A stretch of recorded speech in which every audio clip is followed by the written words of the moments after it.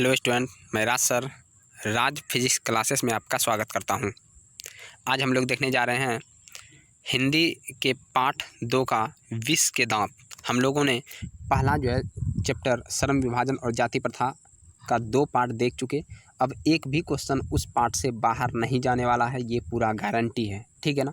तो अब हम लोग करेंगे विष के दांत और इसमें जितना भी इम्पोर्टेंट क्वेश्चन है वो सारा हम लोग देखेंगे। तो चलिए हम लोग स्टार्ट करते हैं, ठीक है ना।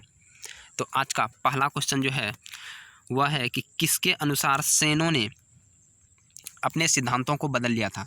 तो आंसर हो जाएगा खोखा के अनुसार। खोखा इसका बिगड़ा हुआ बेटा था, जिसके कारण ये अपने सिद्धांत को क्या किया, बदल लिया था, ठीक है ना। तो अब नेक्स्ट क्वेश्चन पे चलते हैं। नेक्स्ट क्वेश्चन है,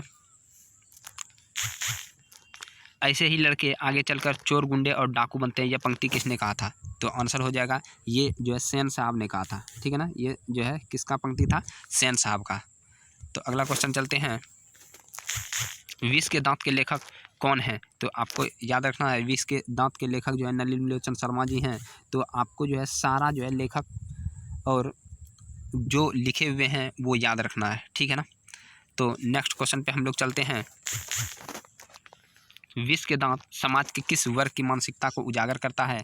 तो याद रखना, मध्यम वर्ग के उजागर करता है, मध्यम वर्ग की मानसिकता को उजागर करता है। अगला क्वेश्चन हम लोग देखते हैं, विष के दांत कैसी कहानी है। तो याद रखना, विष के दांत एक मनोवैज्ञानिक कहानी है। कैसा कहानी है, एक मनोवैज्ञानिक कहानी है और सारा क्वेश्चन इंपॉर्टेंट है, ठीक है ना। तो आप लोग वीडियो को देखते रहिएगा ताकि आप लोगों का एक भी ऑब्जेक्टिव नहीं छूटे, ठीक है ना। अगला क्वेश्चन है, विष के दांत कहानी किस वर्ग के अनेक अंतर्विरोधों को उजागर करती है। तभी हम लोग देखे, इसी का ये बदला हुआ रूप है, अर्थात मध्यम वर्ग का ही था, ठीक है ना। नेक्स्ट क्वेश्चन पे बात करें हम लोग, तो नलिन विलोचन शर्मा जन्म से ही वह किस भाषा के कवि थे। तो याद रखना है, नलिन विलोचन शर्मा के बारे में बता दें कि ये बिहार के पटना में जन्म लिया था, ठीक है ना। और पटना मगध पटना यूनिवर्सिटी से यह ग्रेजुएट हुआ था। उसके बाद बात करें तो 1916 ईस्वी में इसका जन्म हुआ था, ठीक है ना। 1916 में जन्म हुआ था और जन्म से ये भोजपुरी भाषा के कवि थे, ये लेखक थे, याद रखना है, भोजपुरी भाषा के। तो कौन सी भाषा थी, तो आंसर याद रखना है भोजपुरी। तो आंसर हो जाएगा भोजपुरी भाषा के। तो याद रखना भोजपुरी भाषा, ठीक है। तो नेक्स्ट क्वेश्चन में हम लोग चलते हैं, नलिन विलोचन शर्मा का जन्म कहाँ हुआ था। तो पटना में। याद रखना कहाँ हुआ था, तो पटना में। बिहार का राजधानी है पटना, यहाँ पे जन्म हुआ था नलिन विलोचन शर्मा का, ठीक है ना। तो पटना इसका आंसर हो जाएगा। नेक्स्ट क्वेश्चन का बात करें तो नेक्स्ट क्वेश्चन है कि नलिन विलोचन शर्मा का जन्म कब हुआ था। तो आंसर हम बता चुके हैं कि ये 1916 में इसका जन्म हुआ था, ठीक है ना। 1916 में नलिन विलोचन शर्मा जी का जन्म हुआ था और इसके माता जी का नाम था वह रत्नावती शर्मा था। याद रखना है, माता का नाम रत्नावती शर्मा था, ठीक है ना। इसके पिता का भी नाम इम्पोर्टेंट है, इसलिए पिता का भी नाम याद रख लेना है, ठीक है। लेखक ने MA किस विश्वविद्यालय के किया था, किस विश्वविद्यालय से। तो पटना विश्वविद्यालय से, पटना यूनिवर्सिटी से ये MA किया था। MA का मतलब हो गया मास्टर ऑफ आर्ट्स, ठीक है ना। तो यहाँ से किया था। नलिन विलोचन शर्मा का मृत्यु ये कब हुआ था। तो 1961 ईस्वी में, बहुत इंपॉर्टेंट है, 1961 में इसका मृत्यु हो गया था, ठीक है ना। बिना समय देरी किए हम आप लोगों को सारा क्वेश्चन आंसर करवा देंगे आप लोगों का, ठीक है ना। अगला है, आलोचकों में वे किस शैली को मानते हैं। आलोचक का मतलब है कि कोई भी आलोचना करने वाला, निंदा करने वाला, ठीक है ना। तो ये किस शैली को अपनाते थे, ये आधुनिक शैली को अपनाते थे। तो याद रखना ये किस शैली को, तो आधुनिक शैली को अपनाते थे। अगला क्वेश्चन चलते हैं हम लोग, आलोचकों के अनुसार प्रयोगवाद का वास्तविक प्रारंभ किन की कविताओं से हुआ था। तो ये याद रखना है, वास्तविक ये बोल रहा है कि किन की कविताओं से ये प्रयोग हुआ था आलोचकों के अनुसार, ठीक है। तो ये याद रखना है, इसी के कविता नलिन विलोचन शर्मा जी के, ठीक है ना। तो याद रखना नलिन विलोचन शर्मा, इसका आंसर क्या हो जाएगा, तो आंसर D है, ठीक है ना, नलिन विलोचन शर्मा।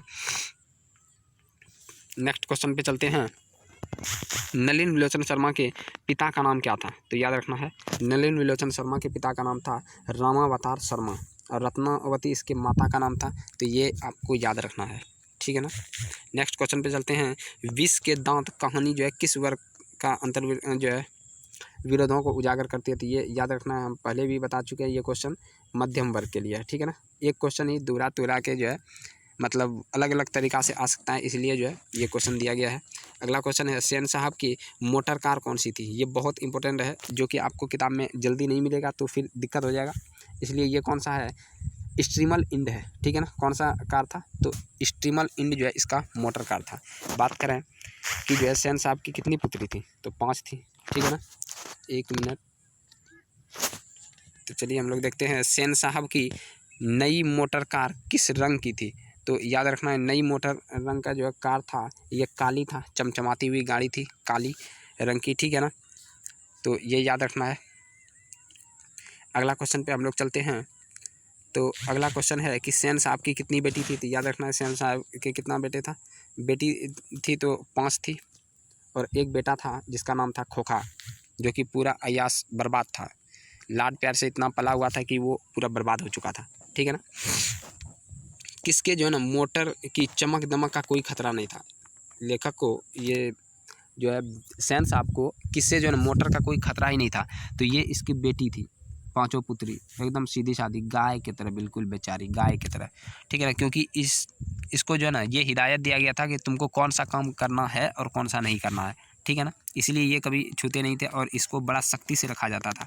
अगला है शहंशाह के पुत्रियों में से एक थी, कौन थी, आरती थी, भारती नहीं थी, आरती थी। कौन थी, आरती थी। तो 5 जो है बेटी को जो है नाम याद करना, 5 बेटी का नाम याद कर लेना है, ठीक है ना। शहंशाह खोखा को क्या बनाना चाहते थे, बनाना तो कुछ नहीं चाहते थे, ये बेहुदा जो है तोड़ फोड़ करता था। तो इसको लगता था कि जो है ना इंजीनियर बन जाएगा, तोड़ फोड़ करता था, लगता था इंजीनियर बनेगा, लेकिन ये खोखा बनता तो कुछ नहीं, ठीक है ना। क्योंकि वो तो बर्बाद लड़का था एकदम, उसके बारे में क्या बताएं, एकदम बर्बाद था। आगे हम लोग चलते हैं। शहंशाह को उनके बच्चों के लिए कौन सी जो है ना विद्यालय उपयुक्त बताते थे। तो शहंशाह को जो है ना उनके बच्चों के लिए कौन सा विद्यालय उपयुक्त बताते हैं। तो देखो कौन सा विश्वविद्यालय, किंडरगार्टन स्कूल। किंडरगार्टन स्कूल बहुत इंपॉर्टेंट है, ठीक है ना, किंडरगार्टन स्कूल। बात करें नेक्स्ट क्वेश्चन पे कि मदन के पिता का नाम क्या था। मदन के पिता का नाम क्या था, तो याद रखना आपको गिरधर लाल। गिरधर लाल कौन था, मदन का पिता था, याद रखना है, ठीक है ना। तो चलते हैं हम नेक्स्ट क्वेश्चन पे। नेक्स्ट क्वेश्चन पे बात करें तो ये 24 नंबर है, टाइप 26 का हुआ है, इसीलिए ये जो है थोड़ा गलत कर देना है, ये 24 बना लेना है, ठीक है ना। ये क्या है, 24 नंबर का है। तो इसमें बोला है कि सेनों ने अपने सिद्धांतों को क्यों बदल लिया था। देखिए शहंशाह अपने सिद्धांत को इसलिए बदल लिए थे क्योंकि खोखा जो है ना 1 नंबर का पागल इंसान था, ठीक है ना। वो जो है कोई चीज़ का तोड़ फोड़ करता था तो लगता था शहंशाह को कि ये इंजीनियर बनने वाला है, इसलिए उसको इंजीनियर का ट्रेनिंग देता था, लेकिन करने वाला कुछ नहीं था। खोखा के दुर्लित स्वभाव, दुर्लित का मतलब क्या हो जाता है, दुर्लित का मतलब लाड प्यार के कारण यदि कोई लड़का बिगड़ जाता है तो उसको दुर्लित कहा जाता है, ठीक है, दुर्ललित याद रखना है, ठीक है ना। अगला क्वेश्चन 25 नंबर हम लोग देखते हैं कि दुर्लित जो है दुर्ललित का शब्द का अर्थ क्या है, लाड प्यार में बिगड़ा हुआ, लाड प्यार में बिगड़ा हुआ, ये याद रखना है। तो आज हम लोग 25 के जो पूरा VVI जो है ना क्वेश्चन है इसका भी पार्ट 2 आने वाला है, पार्ट 2 आएगा, ठीक है ना। तो आप लोग इसी तरह वीडियो को पूरा वीडियो को देखिए और ये गारंटी है कि एक भी क्वेश्चन बाहर नहीं जाने वाला है, पूरे एग्ज़ाम तक हम आपका जो है हेल्प करेंगे, ठीक है ना। तो चलिए इसी बात पर आप लोग कम से कम वीडियो को शेयर भी कर दिया कीजिए ताकि जो है वीडियो को ज़्यादा से ज़्यादा लोग देख सके, ठीक है ना।